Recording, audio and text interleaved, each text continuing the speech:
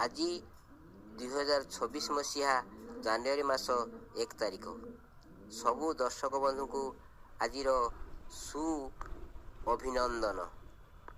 ଆପଣମାନଙ୍କୁ ଗୋଟିଏ କାଳିଦାସଙ୍କ ରଚିତ ଇଣ୍ଟରେଷ୍ଟିଂ ଶ୍ଲୋକ କହିବାକୁ ଯାଉଛି। ବିକ୍ରମାଦିତ୍ୟଙ୍କ ସଭାରେ ନବରତ୍ନ ପଣ୍ଡିତ ବସିଥାନ୍ତି। ରାଜା କହିଲେ, ତୁମେ କେଉଁ କବିମାନେ ଠରେ ଗୋଟିଏ ଶ୍ଲୋକ ରଚନା କର। ସବୁ କବିମାନେ ନୀରବ ରହିବା ଦେଖି କାଳିଦାସ ଠିଆ ହେଲେ ଏବଂ ଠରେ ଶ୍ଲୋକ ରଚନା କଲେ।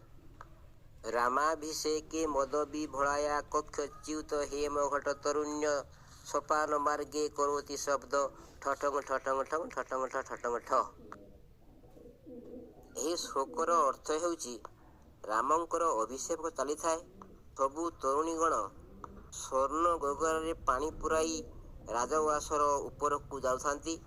ଜଣେ ତରୁଣୀଙ୍କର ଅନ୍ୟମନସ୍କ ହେତୁ ତାଙ୍କ ହାତରୁ ସ୍ୱର୍ଣ୍ଣ ଗଗରାଟି ଖସି ପଡ଼ିଲା।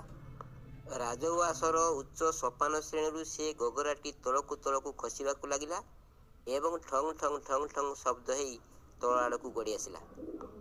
ଏହା ଦେଖି କାଳିଦାସ ଉପରୋକ୍ତ ଶ୍ଲୋକଟି ରଚନା କରିଥିଲେ।